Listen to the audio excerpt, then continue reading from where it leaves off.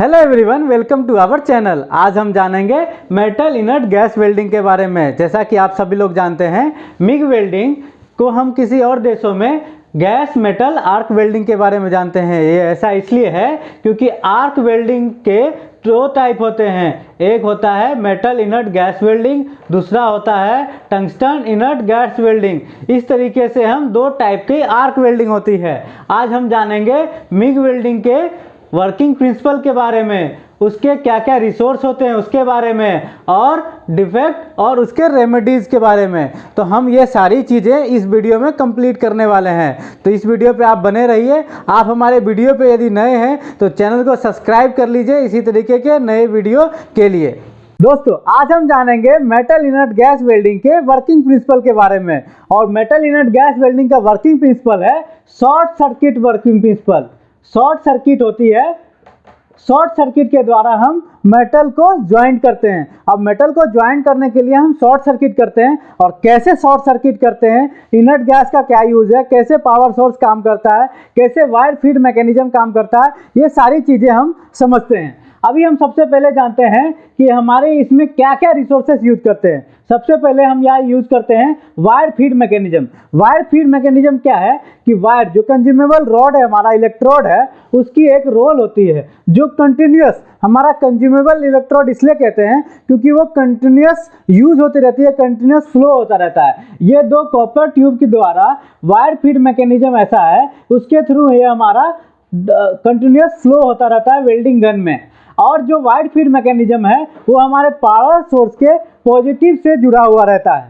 Then जो हमारा work piece है वो ज्वाइंट करने के लिए हमारा किससे जुड़ा रहता है, निगेटिव सोर्स से जुड़ा रहता है। और साथ ही साथ हम वेल्डिंग गन के द्वारा इनर्ट गैस प्रोवाइड करते हैं जो कि सील्डिंग का काम करता है। और सील्डिंग के थ्रू हमारा क्या होता है, ज्वाइंट हो जाता है। और सील्डिंग का क्या यूज है, और इलेक्ट्रोड कैसे आर्क जनरेट करता है, और शॉर्ट सर्किट मैकेनिज्म क्या है, ये सारी चीजें हम आपको डिटेल से समझाते हैं। तो सबसे पहले हम समझते हैं वायर फीड मैकेनिज्म के बारे में। वायर फीड मैकेनिज्म, जैसा कि मैंने आपको बताया कि एक रोल है जिसमें कंज्यूमेबल इलेक्ट्रोड रोल्ड होता है और पॉजिटिव से कनेक्टेड होता है, हमारे पावर सोर्स के पॉजिटिव से कनेक्टेड होता है। और उसके थ्रू वो कंटिन्यूअस हमारा इलेक्ट्रोड रन होता रहता है, इलेक्ट्रोड ड्रॉ होता रहता है और बाहर की ओर, जो कि वेल्डिंग गन से हमारा कनेक्टेड है। अभी दूसरा हम जानते हैं पावर सोर्स के बारे में। पावर सोर्स है जो कि हमारा डायरेक्ट करंट प्रोवाइड करता है। डायरेक्ट करंट इलेक्ट्रोड को प्रोवाइड करता है, जिसमें हम देखते हैं क्या कि निगेटिव से हमारा वर्क पीस जुड़ा रहता है और पॉजिटिव से हमारा वायर फीड मैकेनिज्म जुड़ा रहता है। अब इसमें हम क्या देखते हैं कि जो वर्क फोर्स है ना, उसका जो इलेक्ट्रॉन है वो निगेटिव टू पॉजिटिव मूव होता है। ये निगेटिव टू पॉजिटिव मूव होता है क्यों? क्योंकि ये रिवर्स पोलैरिटी है। रिवर्स पोलैरिटी के द्वारा नेगेटिव टू पॉजिटिव मूव होता है और इस तरीके से मूव करके ये वर्क पीस में जाता है। वर्क पीस से रॉड से कनेक्टेड होते हुए वायर फीड से ये पावर सोर्स में जाता है। और इसमें क्या होता है कि हमारा वर्क पीस और रॉड जहाँ पे कनेक्ट होती है वहाँ पे शॉर्ट सर्किट होता है। शॉर्ट सर्किट होने से क्या होता है, आर्क जनरेट होता है। और आर्क जनरेट होगा तो हीट जनरेट होगा और हमारा इलेक्ट्रोड जो है वो पिघलेगा। इलेक्ट्रोड पिघलने के बाद जो हमारा ज्वाइंट है उसके बीच में जो जगह है उसके बीच में वो पेनिट्रेट कर जाएगा। और जो पेनिट्रेट कर जाएगा तो उसको सील्ड करने के लिए अभी क्या होता है कि जो हमारा इनर्ट गैस है, इनर्ट गैस जो है वो सील्डिंग का काम करता है। सील्डिंग का काम इस तरीके से करता है कि जहां हमारी आर्क जनरेट हो रही है और उसके एटमॉस्फेयर का जो ऑक्सीजन है उसको वो प्रिवेंट करता है इनर्ट गैस। इनर्ट गैस यदि ऑक्सीजन को प्रिवेंट करेगा तो हमारा ऑक्सीडेशन प्रोसेस नहीं होगा। ऑक्सीडेशन प्रोसेस नहीं होगा तो हमारे वेल्डिंग ज्वाइंट के पास ऑक्साइड जनरेट नहीं होगा। और ऑक्साइड जनरेट नहीं होगा तो हमारा जो वेल्डिंग है वो ज्वाइंट है वो स्ट्रॉन्ग ज्वाइंट होगा, उसका स्ट्रेंथ हाई हो जाएगा। तो इनर्ट गैस जो होता है हमारा वो तीन तरीके का होता है, आर्गन, हीलियम और CO2। तो हम तीन तरीके का इनर्ट गैस जनरली हम इंडस्ट्री में यूज करते हैं। आर्गन जो है वो कॉमनली हम यूज कर लेते हैं एल्युमिनियम में, क्योंकि इसका पेनिट्रेशन हाई होता है। दूसरा है हीलियम। हीलियम जनरली ज्वाइंट करने यूज करते हैं कॉपर को ज्वाइन करने के लिए क्यों? क्योंकि हीलियम की थर्मल कंडक्टिविटी ज़्यादा होती है और कॉपर को ज्वाइन करने के लिए हीट ज़्यादा चाहिए होता है। देन हमारा CO2 जो है वो कास्ट आयरन में यूज करते हैं, और CO2 जो है वो ज़्यादातर यूज होता है क्यों? क्योंकि हम कास्ट आयरन मिग वेल्डिंग ज़्यादा करते हैं। अभी आप समझिए इंडस्ट्री में रिवोल्यूशन की तरह है कि CO2 का इस्तेमाल हो जाता है। CO2 क्या है? एक एक्टिव गैस है। हम मिग वेल्डिंग ना बोल करके इसको हम मैग वेल्डिंग भी कहते हैं। क्यों? Metal activated gas welding.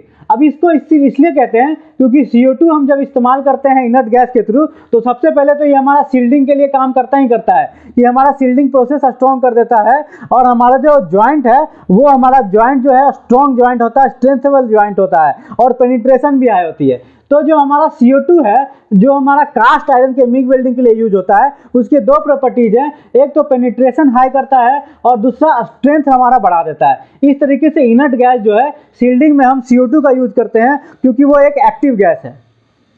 Then हम समझते हैं इलेक्ट्रोड के बारे में। इलेक्ट्रोड जो है वो एक कंज्यूमेबल इलेक्ट्रोड है जो कंटिन्यूस फीड होता रहता है वायर्ड फीड मैकेनिज्म के द्वारा, और उसकी जो डायमीटर होती है 0.5 mm से 1.5 mm होती है, जो कि हमारे वर्क पीस के साथ शॉर्ट सर्किट होने से हमारा डिस्पोजिशन हो जाता है और वहाँ पे वेल्डिंग हो जाती है और ज्वाइंट बन जाते हैं। देन हम समझते हैं वेल्डिंग गन के बारे में। वेल्डिंग गन जो है हमारा मोस्ट इंपॉर्टेंट पार्ट है, ये हमारा वेल्डिंग गन है। वेल्डिंग गन में क्या होता है कि जो कंज्यूमेबल इलेक्ट्रोड है वो कंटिन्यूस रन करता रहता है, और साथ ही साथ हमारा इनर्ट गैस भी कंटिन्यूस फ्लो करता रहता है सील्डिंग करने के लिए। और जो हम वेल्डिंग गन की जो यदि मैनुअल हम मिग वेल्डिंग कर रहे हैं या मैग वेल्डिंग कर रहे हैं, तो वेल्डिंग गन की जो डायमेंशन है वो हम 45 डिग्री रखेंगे ताकि हमारा स्ट्रेंथ होगी, और उसको हम कंटिन्यूसली जिग जैग मैनर में अप डाउन करते रहेंगे ताकि हमारा पेनिट्रेशन अच्छा होगा। तो वेल्डिंग गन यदि हमारा ये है, आप समझिए कि हमारा ये वेल्डिंग गन है, तो हम उसको जिग जैग मैनर में वर्क पीस पे हम फ्लो कराएंगे ताकि हमारा पेनिट्रेशन हाई होगा। आगे आने वाले सेशन में हम आपको पेनिट्रेशन और डिफेक्ट और रेमेडीज भी बताएंगे। देन हम लास्ट चीजें समझते हैं कि मेटल ट्रांसफर कैसे होता है। अब ये आपको मैंने बता दिया है कि जो हमारा मटेरियल ट्रांसफर होता है वो शॉर्ट सर्किट के द्वारा होता है। हमारा कंज्यूमेबल जो इलेक्ट्रोड है वो कंटिन्यूस फ्लो होता रहता है, और हमारे वर्क पीस के साथ जो निगेटिवली चार्ज है पावर सोर्स के साथ उससे टच होता है। जैसे ही वो टच होता है तो वहाँ पे आर्क जनरेट होता है, और आर्क जनरेट से हीट जनरेट होती है। हीट से इलेक्ट्रोड पिघलता है और वो ज्वाइंट करता है, और हमारी सील्डिंग का काम क्या करता है? इनर्ट गैस करता है। तो आप work piece mechanism, power source के बारे में आप जान गए, इनर्ट गैस के बारे में जान गए, इलेक्ट्रोड के बारे में जान गए, वेल्डिंग गन के बारे में जान गए, और मटेरियल ट्रांसफर कैसे होता है ये जान गए। तो इस तरीके से आप मिग वेल्डिंग, जिसको हम मेटल इनर्ट गैस वेल्डिंग भी कहते हैं, उसके वर्किंग प्रिंसिपल को जान गए। इसके दौरान आपको कोई भी समस्या आई हो, कोई भी तरीके का क्वेश्चन जनरेट हुआ हो, तो आप हमें कमेंट में पूछ सकते हैं।